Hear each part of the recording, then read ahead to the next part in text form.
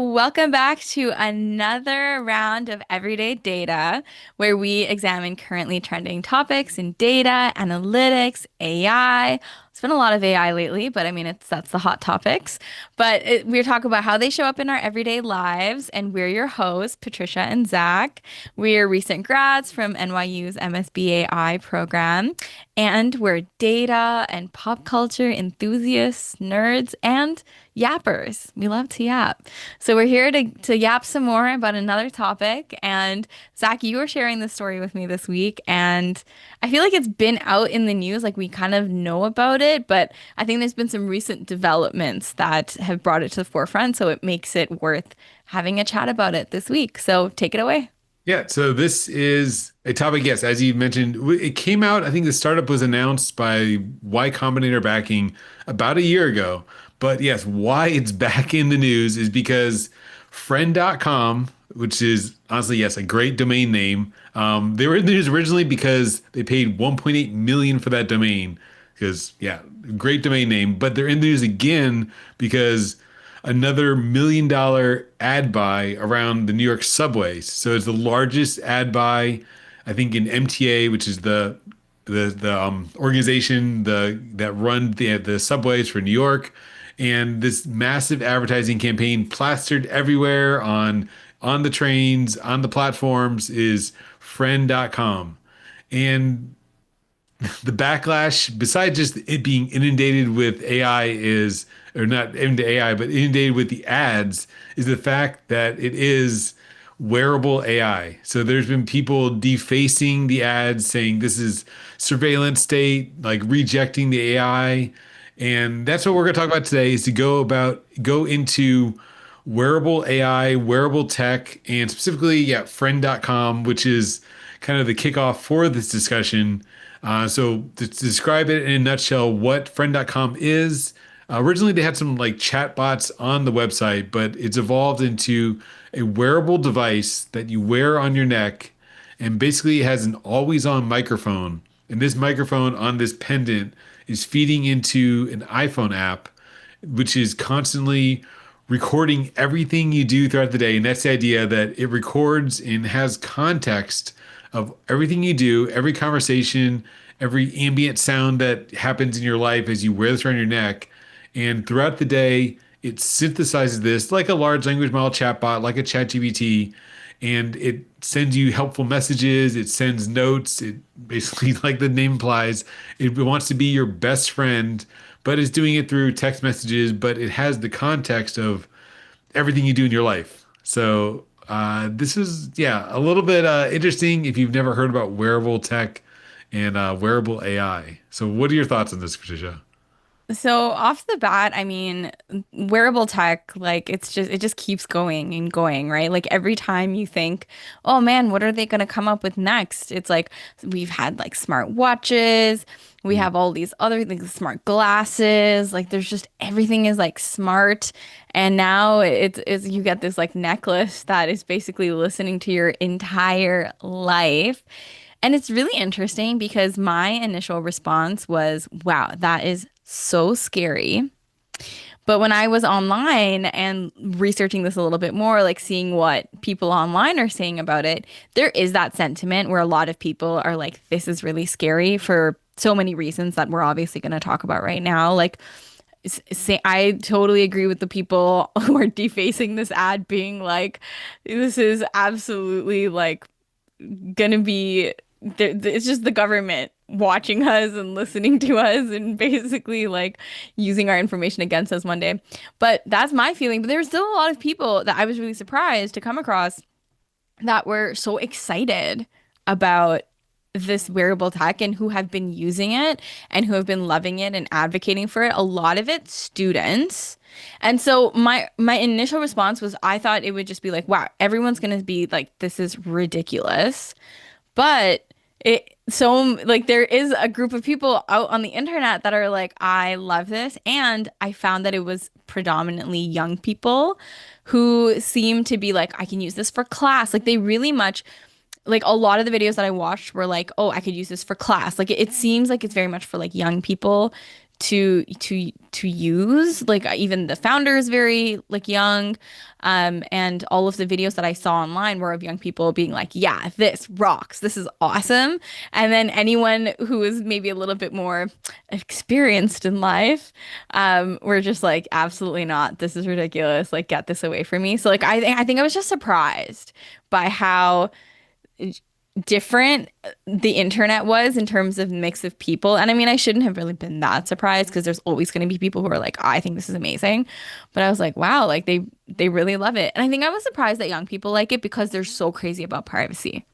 Like we were talking about this in another one of our videos where young people prefer not to have their lives out there, not to have people watching. They are all about their inner circle, like close group of friends. They all have social anxiety, yada, yada, yada. And so, all their Instagrams are private. They have private accounts for everything. So I was surprised that they weren't like, oh, this is uh this like gets rid of my privacy. Oh, I just got like a weird pop-up. Um, but yeah, like, this gets rid of my privacy. I was really surprised that that wasn't the case. So those are my initial thoughts. What about you? Well, yeah, like it is something we just talked about, but it's basically the next iteration of AI chatbots. So we discussed previously how, yes, everyone is more reclusive. So I hear what you're saying. I see, but I see it from, yeah, maybe a slightly different angle too, is they're not necessarily, but they're not sharing back out. So it's not public, like it's not a public Instagram, but it is, Mm, you know, it is that, I guess, I don't know, introverted, this post-COVID world where young people are definitely struggling with interpersonal relationships, and this is a chatbot, but taking it out of the computer in the sense that it now even has you don't have to type back to it even it already knows. So it's privacy, but I don't see it the same way maybe as sharing privacy, but it's facilitating that human connection, which I think is the founder story, is that the founder was lonely on some like world tour travel he was doing and he wanted a companion. Maybe has that social anxiety in these post-COVID, anyone that went through COVID as a youngster, have maybe lost those formative moments of, talking to other people. And this chatbot is, no, not chatbot, chat device, listening device is, yeah, like you said, it's solving a need. There is a market for this. yeah. And it's interesting that it's very affordable, by Yeah. the way. It's only like $99 or something, which is also very interesting to me. So like, yeah, like there is that market for it. It's younger people. It's really affordable for them so they can get it.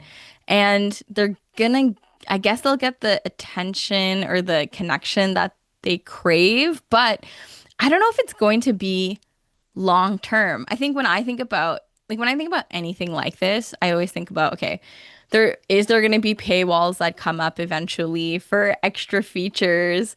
Is there going to be sponsorship opportunity later for companies to get in and start sponsoring things to students? I don't know, like or to whoever's using it. Like imagine you're just like going about your day and your freaking AI bestie is like, I feel like we should get Oreo cakesters. I'm feeling it. What about you? And like, I just don't understand. Like, I feel like that's how I think of the future of this is like when you think about a company, like any company, unless you're literally a not-for-profit, you're for profit. And what are the ways to do that? It's to sell data, it's to sell products, it's to sell ad space. And that's where I see the future of this going. So for me, automatically, I'm very not trusting of that. I mistrust the premise of the business and of the wearable of the device, the device. Okay, I I got don't two even know what points to I want to call jump it. in. 2 points I want to jump in that you mentioned. So Okay. one, from the business standpoint, so this will be the easy one that don't need to go into. Yeah, I see from a business standpoint, like this is like a play like GoPro, which had the problem that you don't need more than one GoPro. So once they reach the market saturation of extreme sports, mountain bikers, and skydivers, they ran into a problem where what else can they sell? And yeah, and they started monetizing their editing software and they had to branch out and really went downhill. It was one of those things where it was a bubble. Everyone had a GoPro because it was so cool, right, at the time. But then you reach saturation and there's only so much iteration you can do. You don't need to buy a new GoPro every year. So I definitely agree with that, that from a marketing standpoint, they're going to have to pivot down the road. And as you mentioned, unfortunately, what is their big commodity? Even though they're not right now selling the data, yeah, how are you going to keep growing once every, lonely 20 something has their friend.com necklace? Yeah, it start to, insert ads, monetize it, which things that ChatGPT is already working on, like how they can weave in product recommendations in responses. So you ask about the best thing and someone is McDonald's is paying an extra $10 that McDonald's is the top recommendation when you're talking to ChatGPT. It's a yeah, slippery slope. But then the And second piece, ChatGPT now also has a shopping cart, right? Where you can like buy yeah, stuff right from they're your chat. they're going Like, on that.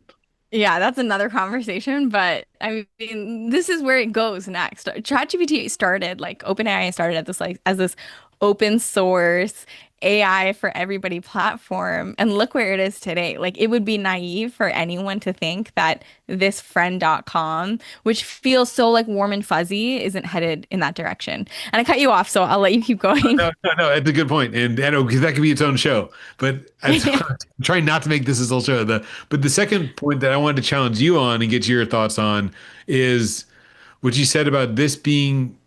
I don't see this as the end goal. I think this is just maybe like just the first step in wearable AI. And that's like a synthesis of everything we just talked about. So my immediate thought goes to this is hardware that we're not used to, so we see it as weird. And if you look at, I mean, maybe the easy example is the iPod.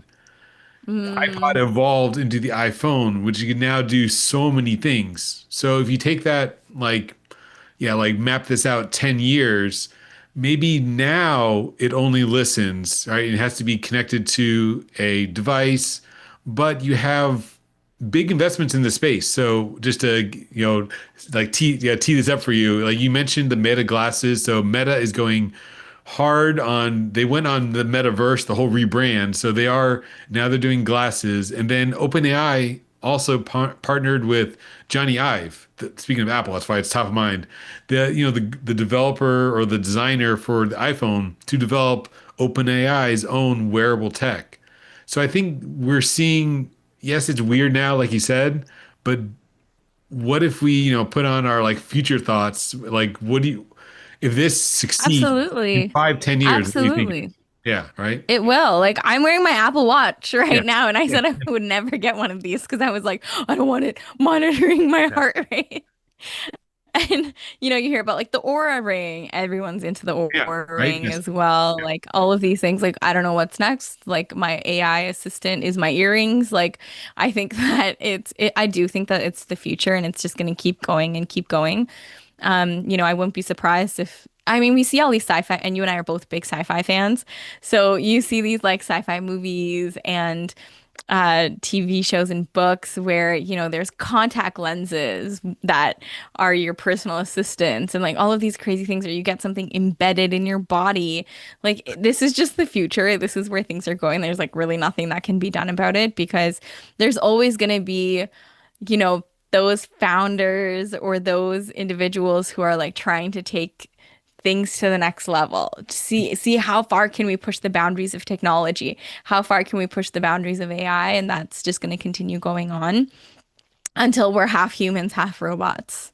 Yeah, so is friend.com just ahead of the times? Are they, is this too early or is this, I think, yeah, this, are we ready for it, right? Like, is the world ready for even this early yet? Or should we be waiting for like maybe, like I think my mind goes to like Web 1.0, which is like BBS's, Web 2.0, Web 3.0. Is this just version one? And then OpenAI, maybe their version two, like, are they going to iterate and keep improving? Or are we just not ready? Well, I think this is like version 3 or something because I don't know if you remember this or if you ever saw this. There was this TED Talk by this man a couple years ago, and I have it written down. It was the human AI guy. I think his name was Imran Chowdhury. I didn't write his name down, but it was humane AI. And it was like this pin. It was like this like pin Oh, that yeah. you had, and then it Yes. would showcase on your hand, so you didn't even need a phone anymore. Like everything would be on your hand, and then you would just voice activate, speak to it, tell it to schedule your appointments for you. Like you basically just didn't need a phone anymore. You would just wear this pin and go everywhere and it would manage your life for you, tell you how to cook, make brownies, like give you directions for where to go next. Like that was supposed to be the first big thing. So I feel like this is coming, like I feel like this is the next iteration. Like I feel like that was the first time I heard about wearing something that would engage with me in my life and would hear me. I think that was a very similar concept in which it would kind of just like it was always listening and it was always available and would just you could just talk to it as you go throughout your day. And I think that bombed if I remember. Like I'm pretty sure that didn't do so great. So I think that this is just the next iteration, and I think that this young person he has a lot of hype around him because he's doing the right thing in terms of like marketing, and his interviews are so interesting. If you have watched any of Avi's interviews, he's like one of them. He basically akins having a relationship with the friend.com pendant to like talking to God. He's like the best thing I can like connect it to is like it's like having God just like always with you, omnipresent. And I was like, wow, that's really intense. Like when you think about it, right? And the like think about the power that like deities or like religion has over your life and the decisions that you make. Are you now like creating a space in your life where you would give that to this device to start making decisions for you or advising you on certain things? I don't I think know. yeah, I think we're already seeing that. And Yes, we are. yeah, yeah, people I rely on ChatGPT way too much. Yeah. There's that lady who our first episode was about that lady who used ChatGPT to convince herself that her psychiatrist was Oh, yeah. manipulating her and in love with her, right? Like this is like this to the next level because ChatGPT had so much what was it? The word that I'm looking for. Oh, I don't have words today. But there was a lot of criticism, right, for GPT-4 for being a mirror and just saying yes to everything. Isn't this going to be basically be the same thing except there's no criticism of it. It's like, oh yeah, this is great. Just a mirror who's like by my side. But so on this thread of the future of AI, my thought as you were saying that is this always listening, right? So one way to think about also like you're overtly having your pendant always listening. But if I say, "Hey Siri" right now, my computer's going to wake up and it's yeah, my phone's already beeping. So Yeah. like Apple's already listening to everything. They're just not disclosing it. So hmm if this so my question then is or just the thought experiment is if this gains some traction, you already have a device, your phone, which is already always listening. Yes, maybe the microphone's stuck in your pocket most of the time, but like right now, if my phone's on my desk, it's listening. And it's that's why we get these random personalized ads. Yeah, They're really listening. So, it's true. if this succeeds, and I think, the low price point, it's a low barrier to entry, and it's getting hype, like you said, it's just getting, more spotlight or more just public acceptance of, overtly wearing something that's always listening when we know our phone is always listening to us already. So, is there an opportunity for like a big player like a Apple to integrate this with, the current iPhone? Siri is, getting AI features already. Will Siri become your companion? And then you've got competition, yeah, from Meta, from OpenAI and their future products. I think it could be here, before we know it. Like, yeah, if it passes the public perception test and we get in a space where this is more acceptable. Maybe it's just a matter of, yeah, the society being accepting of this and saying out in the open what we all know is true. I guess is my point, is we know our phones are listening to us. Now we're just taking it, to the next level where we're chatting with it more and the chat is always on. I didn't even think about it from that perspective, but that's so true. Like your phone literally, I have a Google Home too, so my I know Yeah, my and Google's there's always yeah, how listening many to me. microphones do you already have up? Yeah, it's The very true. laptop You is have so on, the phone is on. Yeah. I think yeah, and that's probably what makes it so easy for people to accept it is like, well, I think a lot of people already have this idea that, oh, well, I know my phone's listening to me. I know my Google Home is listening to me, all of these things. I'm one of those people every time Instagram comes up with like, oh, change the settings on your phone to have more privacy. Like I'm that person that does all of those things because I'm just like, I do not want data about me going out there as much as I possibly can. But a lot of people I think aren't very particular about that. And so if they don't care as much and they're like, you know what, this is making my life better. This is improving my life. And that's what a lot of the individuals that I saw online were saying. They were like, oh, it makes like studying so much easier. If you get consent from your professor, you can make really easy notes for your classes. Like the idea is that it's making life so much easier.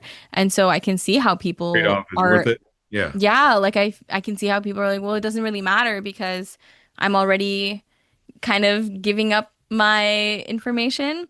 But Yeah. I think that's interesting. You bring up an interesting point that has me thinking, and I might word vomit a little here, but I think we'll get there together. But when you think about like OpenAI and ChatGPT, one of the biggest criticisms when GPT-3 came out and it was like, wow, this knows everything about everything, was okay, what material did this train on and did they get people's permission for this material?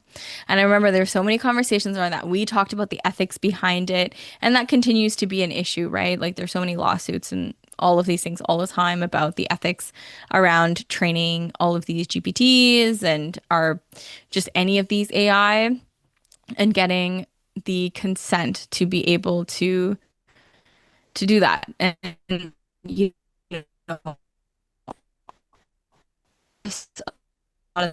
artists, people who really, and that was the conversation at the beginning, right? When OpenAI was coming out and when ChatGPT first launched. And then now, I feel like with friend.com, you're basically signing up and saying, like, literally when you sign up, I looked at what the sign up process is like. The acknowledgements that you agree to, the first acknowledgement you agree to is like never sue the company. And then the second acknowledgement you agree to is for it to always be listening and to be using your data to improve With and the model. Yeah. continue training itself.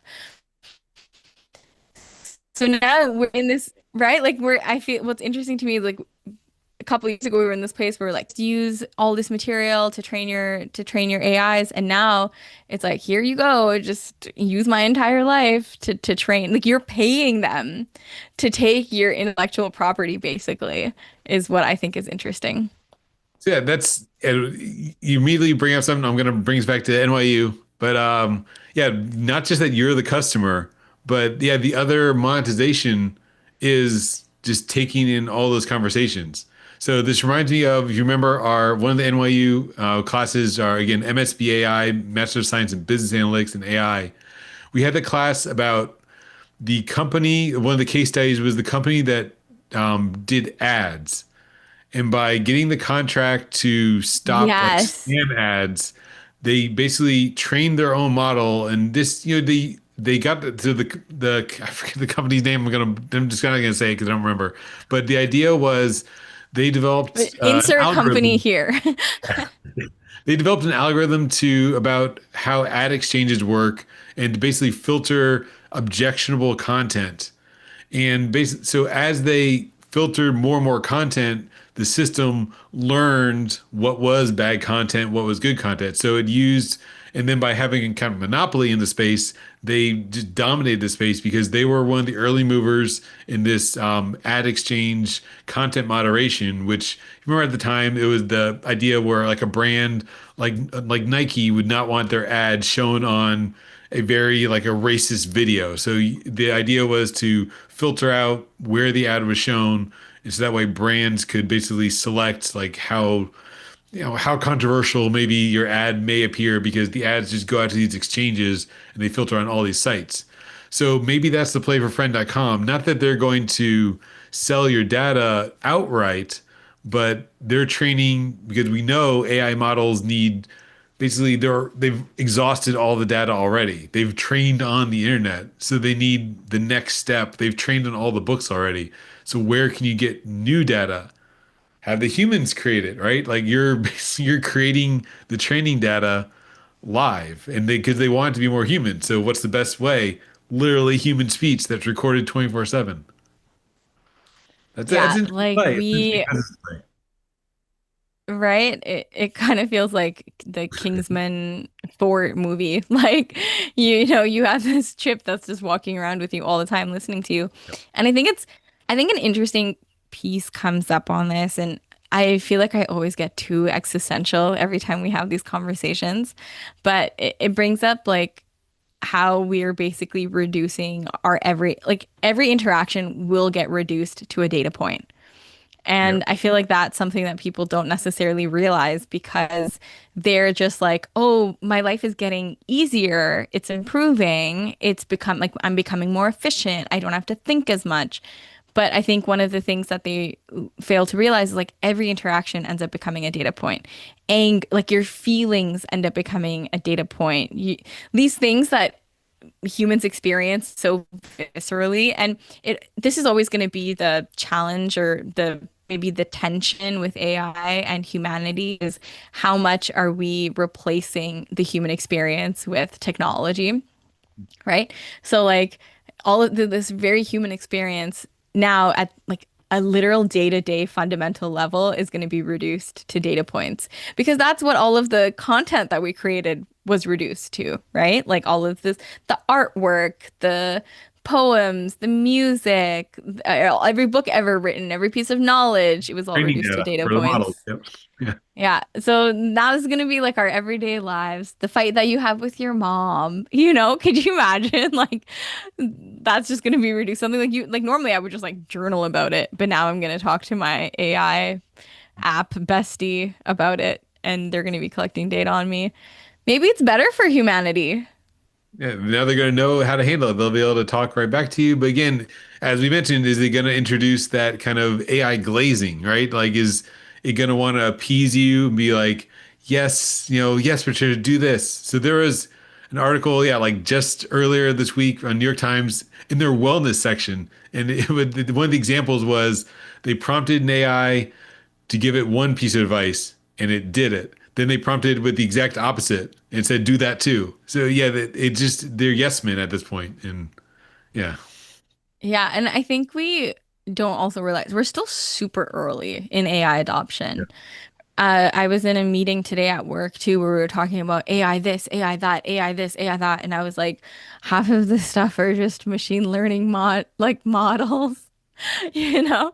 But it's like I feel like we just think that AI can do everything and anything, but it's still there is a lot of barriers in that way, like you're saying, a lot of the time I find this true with a lot of AI, like a lot of the time it does end up there's a lot of redundancy there, right? Mhm. Like it's going to give you the same answer or it's going to if you give it two separate problems, it'll say yes to both solutions that you want to do. Like it's just kind of continuing the continuum of whatever journey that we're already on. Like there's not really any new branches that it can provide for us yet.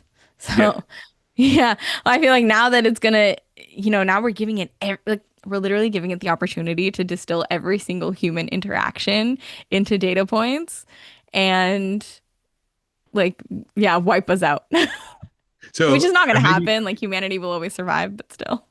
so if maybe a way to kind of wrap this up on a random futuristic doomer topic, I tell you about the book I read, which is called "If Anyone Builds It, Everyone Dies." You haven't told me about that one yet. Superhuman AI. It's called "If Anyone Builds It, Everyone Dies." And it was an interesting book. It's kind of a the Eliezer Yudkowsky and Nate Soares. So the book was almost read like a sci-fi. Now I'm going to do a quick like book overview because I already read it, loved it. It's basically a counterpoint to all the good things that AI is about. Now, yes, we know AI is great, but basically it lays out a scenario where AI gets more advanced and it starts basically hiding code because it knows the researchers are training it a certain way. So it takes measures to basically glaze the researchers to give it the answers that it's looking for, while at the same time kind of like injecting little bits of code that will go unnoticed to basically get outside the training.